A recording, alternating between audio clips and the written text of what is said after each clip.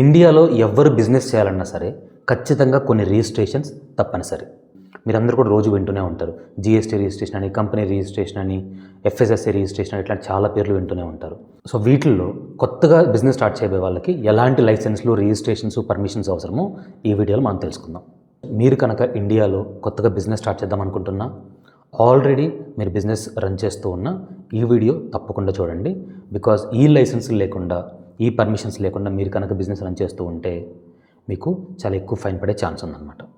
మీరు కనుక మన వీడియోస్ ఫస్ట్ టైం చూస్తుంటే ఇలాంటి మంచి ఫినాన్స్ వీడియోస్ కోసం మన ఛానల్ సిఏ సాయి కృష్ణకి సబ్స్క్రైబ్ చేసుకోండి. ఫస్ట్ ఇండియాలో ఎవరు బిజినెస్ చేయాలన్నా సరే బిజినెస్ చేయడానికి రకరకాల మార్గాలు ఉన్నాయి. మీ అందరికి కూడా తెలిసే ఉండిద్ది. సోల్ ప్రొప్రైటర్షిప్, పార్ట్నర్షిప్, కంపెనీ, వీటితో పాటు సొసైటీస్, ట్రస్ట్లు, ఇట్లా రకరకాలు ఉంటాయి అన్నమాట.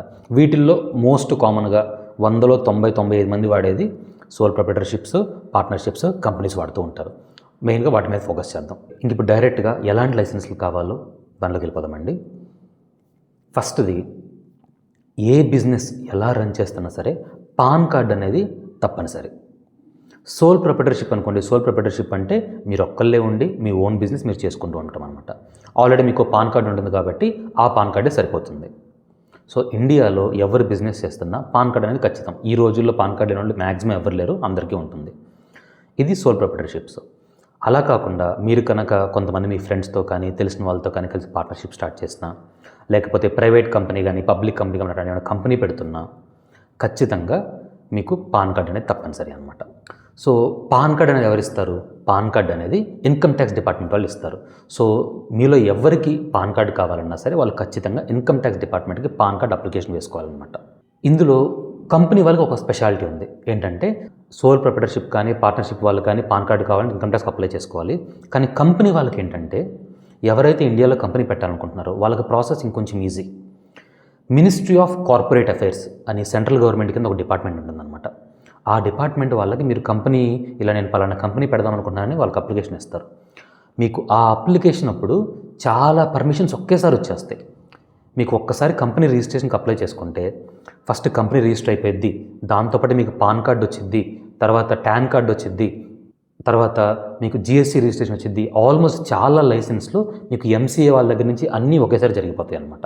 సో కంపెనీ వాళ్ళు సపరేట్గా పాన్ కార్డుకి విడిగా ఏమి అప్లై చేసుకున్న అవసరంలా మీరు కంపెనీ రిజిస్ట్రేషన్ కోసం అప్లై చేసుకుంటారు కదా, అప్పుడే మీకు ఆటోమేటిక్గా పాన్ కార్డ్స్ కూడా వచ్చేస్తాయి. ఇదనమాట. సో పాన్ కార్డ్ అన్న వెంటనే మనకు నెక్స్ట్ గుర్తొచ్చేది ఏంటంటే టాన్ కార్డ్. టాన్ కార్డ్ అంటే ఏంటంటే పాన్ కార్డ్ అంటే పర్మనెంట్ అకౌంట్ నెంబర్, అలాగే టాన్ కార్డ్ అంటే ట్యాక్స్ డిడక్షన్ అకౌంట్ నెంబర్ అనమాట. అంటే మీరు కనుక బిజినెస్లో ఎవరైనా ఉద్యోగస్తులను పెట్టుకొని, లేకపోతే మీ బిజినెస్లో ఎవరైనా కాంట్రాక్ట్ సర్వీసులు తీసుకుంటున్నా వాళ్ళకి టీడీఎస్ కట్ చేయాల్సి వస్తుంది. ట్యాక్స్ డిడక్టెడ్ సోర్స్ అంటారు. గవర్నమెంట్ రూల్స్ ప్రకారం టీడీఎస్ కట్ చేయాలి. ఎవరైతే ఏ బిజినెస్లో అయితే టీడీఎస్ కట్ చేయాలో వాళ్ళు ఖచ్చితంగా టాన్ కార్డ్ తీసుకోవాలి. ఈ టాన్ కార్డు కూడా ఇన్కమ్ ట్యాక్స్ డిపార్ట్మెంట్ వాళ్ళే ఇస్తారు. పాన్ కార్డు, టాన్ కార్డు రెండు కూడా ఇన్కమ్ ట్యాక్స్ డిపార్ట్మెంట్ వాళ్ళకే మీరు అప్లికేషన్ పెట్టుకోవాలి. ఇన్కమ్ ట్యాక్స్ డిపార్ట్మెంట్కి అప్లికేషన్ పెట్టుకుంటే వాళ్ళు అన్నీ వెరిఫై చేసుకొని మీకు ఇస్తారనమాట.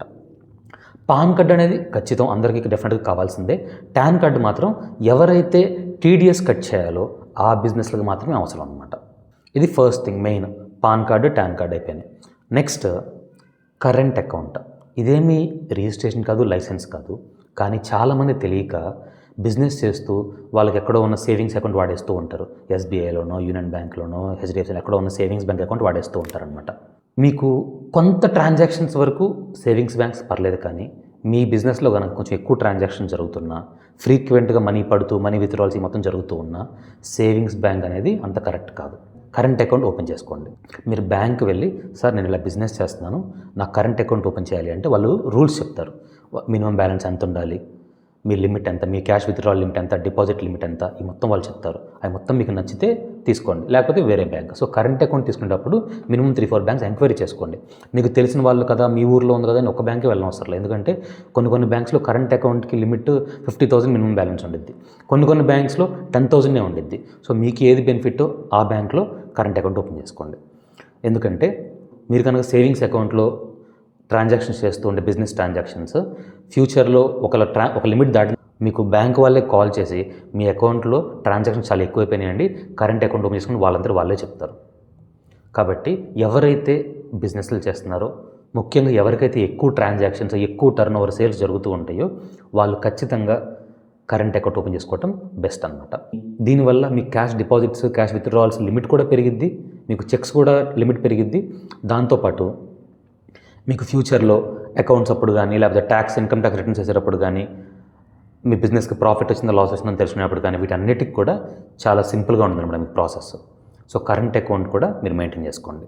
Next 4th one, GST registration. GST అంటే మీ అందరికీ తెలుసు కదా, goods and service tax. Sir ఈ జిఎస్టీ కింద ఎవరు రిజిస్టర్ చేయించుకోవాలి? జిఎస్టీ కింద అండి కొంతమందికి కంపల్సరీ రిజిస్ట్రేషన్ అనమాట.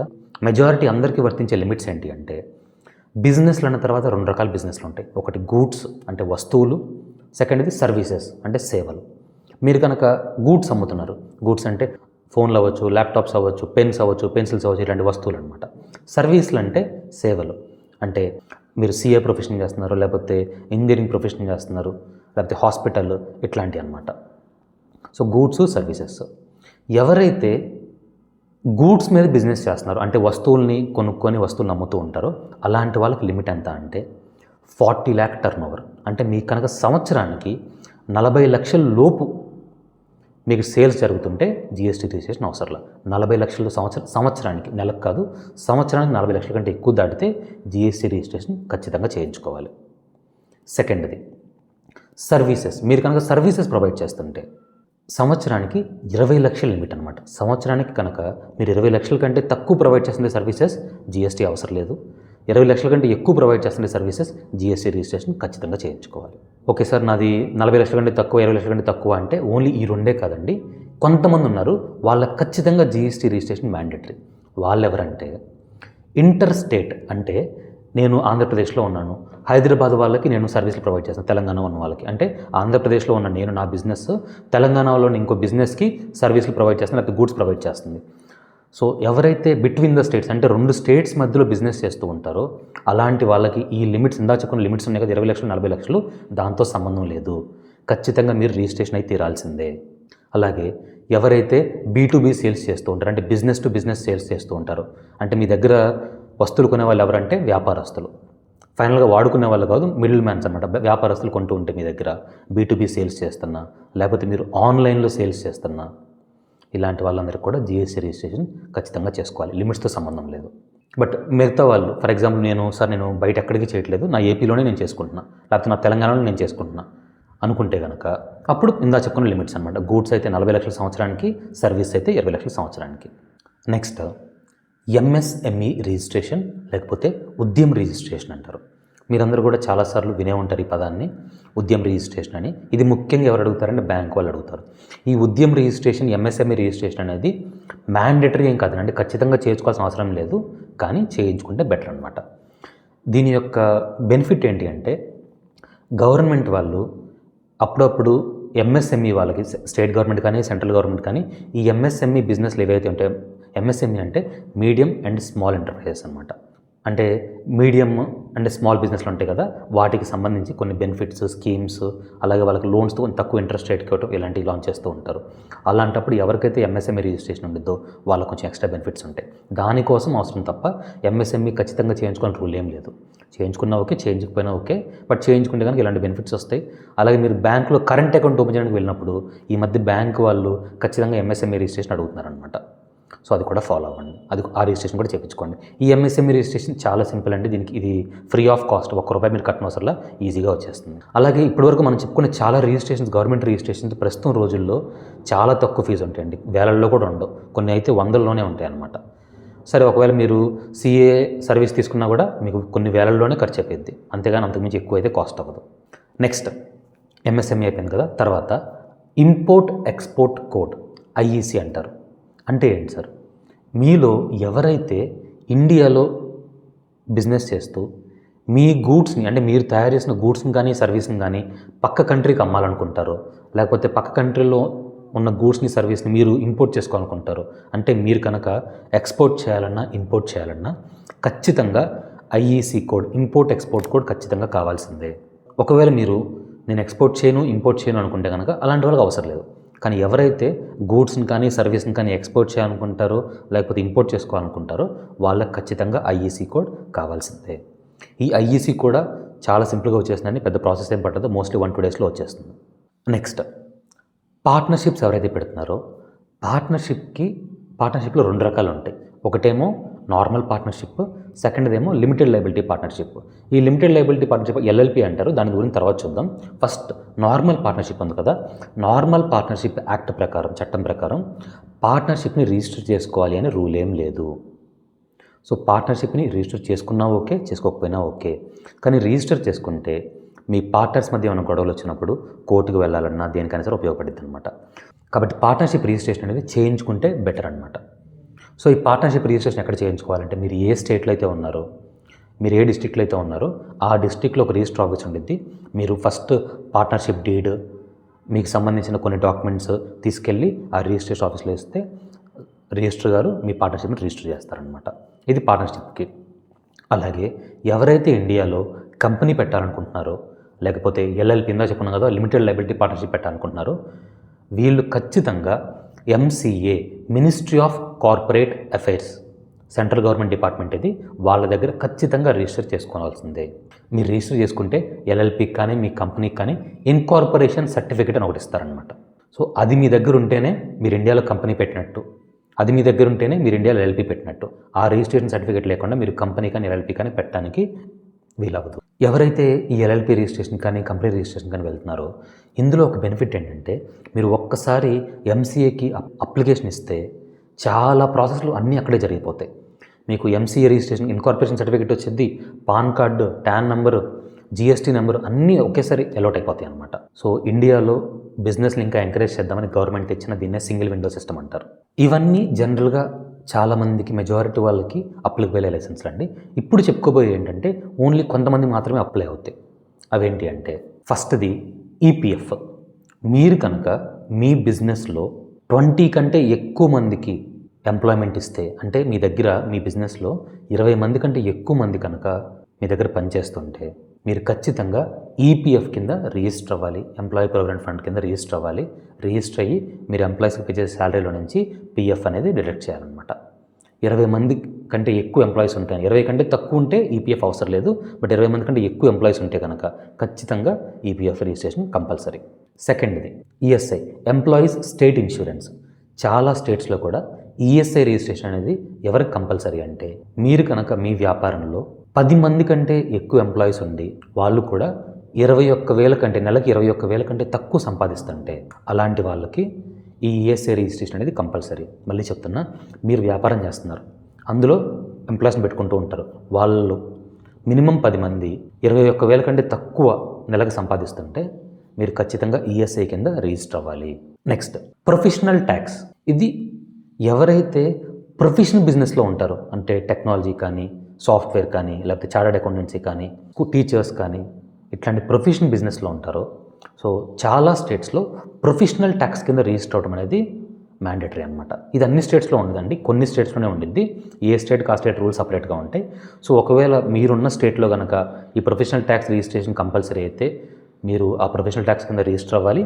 ఎంప్లాయీస్ పే చేసే శాలరీలో నుంచి సంవత్సరం మొత్తం మీద 2,500 రూపీస్ అనేవి కట్ చేసి గవర్నమెంట్కి పే చేయాలన్నమాట. ఇది ప్రొఫెషనల్ ట్యాక్స్లో ఉన్న రూల్. Next FSSI licence. ఇది మీ అందరికీ తెలుసు.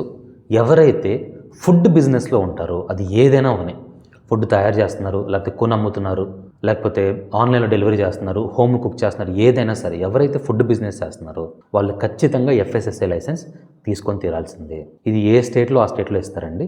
ఈ ఎఫ్ఎస్ఎస్ఐ లైసెన్స్ ఎవరైతే ఫుడ్ బిజినెస్లో వాళ్ళకి ఖచ్చితంగా చేయాలి.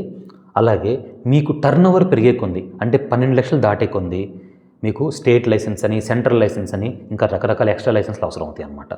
సో ఎవరైతే ఫుడ్ బిజినెస్ చేస్తున్నారో నెగ్లెక్ట్ చేయొద్దు. ఎందుకంటే ఫుడ్ డిపార్ట్మెంట్, ఆ ఎఫ్ఎస్ఎస్ఐ డిపార్ట్మెంట్ వాళ్ళు వచ్చి ఇన్స్పెక్ట్ చేసి మీకు ఎఫ్ఎస్ఎస్ఐ లైసెన్స్ లేదు అంటే నిర్దాక్షిణ్యంగా మీ బిజినెస్ మూసేస్తారు. కాబట్టి అదంతా చాలా సింపుల్, తక్కువ రేటుకి వచ్చేసింది, ఎక్కువ కాస్ట్ కూడా అవ్వదు, కొన్ని 100లోనో 1000లోనో వచ్చేసింది. కాబట్టి ఎఫ్ఎస్ఎస్ఐ లైసెన్స్ తీసేసుకోండి. తక్కువ టర్న్ ఓవర్ అంటే, సార్ నాది చాలా చిన్న బిజినెస్ సార్, ఎక్కువ కూడా జరగదు, 3 లక్షలు 4 లక్షలు లేకపోతే సంవత్సరం మొత్తం మీద 10 లక్షలు జరుగుతాయి అనుకుంటే చాలా సింపుల్ ప్రాసెస్ అయిపోయింది. అలా కాకుండా కొంచెం ఎక్కువ టర్న్ ఓవర్ జరిగింది సార్, నాకు రెస్టారెంట్ ఉంది, సంవత్సరం మొత్తం మీద ఒక 20 లక్షలు 50 లక్షలు ₹1,00,00,000 జరిగింది టర్న్ ఓవర్ అనుకుంటే అప్పుడు మీకు state level licence, central level FSSI licence ఇలాంటి అవసరం అవుతాయి అన్నమాట. అది అంటే మీ టర్న్ ఓవర్ పెరిగే కొంది మీరు ఫాలో అవ్వాల్సిన రూల్స్ కూడా పెరుగుతూ ఉంటాయి. Next startup India registration. ఎవరైతే ఇండియాలో స్టార్టప్స్ పెడుతూ ఉంటారో, అది కంపెనీ రూపంలో కానీ ఎల్ఎల్పి రూపంలో కానీ, అలాంటి వాళ్ళకి ఇది వర్తిస్తుంది. స్టార్టప్ కానీ ఎల్ఎల్పి కానీ ఎవరికంటే అందరికీ కాదు, ఎవరైతే ఇన్నోవేటివ్ అంటే కొత్త రకమైన బిజినెస్లు సర్వీసులు ప్రొవైడ్ చేస్తుంటారో వాళ్ళకి. ఈ రిజిస్ట్రేషన్కి మీరు అప్లికబుల్ అవ్వాలంటే మీ బిజినెస్ అనేది 10 సంవత్సరాల కంటే తక్కువ మీ బిజినెస్కి ఏజ్ ఉండాలి. అంటే లాస్ట్ 10 ఇయర్స్లో కొత్తగా పెట్టిన కంపెనీ అయి ఉండాలి. అలాగే మీ బిజినెస్ సంవత్సరం టర్నోవర్ 100 కోట్ల కంటే తక్కువ ఉండాలి. ఇలాంటి వాళ్ళకి గవర్నమెంట్ ఇచ్చిన బెనిఫిట్ ఏంటి అంటే 3 ఇయర్స్ పాటు ట్యాక్స్ హాలిడే. అంటే 3 సంవత్సరాల పాటు మీరు బిజినెస్ ఇందులో రిజిస్ట్రేషన్ అయిన తర్వాత 3 సంవత్సరాల పాటు ₹1 ట్యాక్స్ కట్టనవసరం లేదు. 3 సంవత్సరాల పాటు ఫుల్ ట్యాక్స్ కన్సెషన్స్ అనమాట.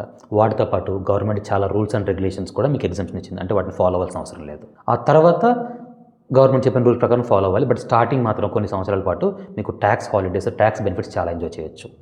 ఈ లైసెన్స్లు మొత్తం కూడా మన ఇండియాలో చాలా అవసరం అండి. ఇన్ని లైసెన్స్లు చూసి మీరు సార్ ఇండియాలో బిజినెస్ చేయడం కష్టం అనుకోవద్దు. ఇదివరకు రోజుల్లో చాలా కష్టం. కానీ ఇప్పుడు ఇన్ని లైసెన్స్ చెప్పుకున్నా కూడా ఇవి మొత్తం తెచ్చుకోవడానికి కరెక్ట్గా కూర్చుంటే నెల రోజుల్లో మొత్తం వచ్చేస్తాయి.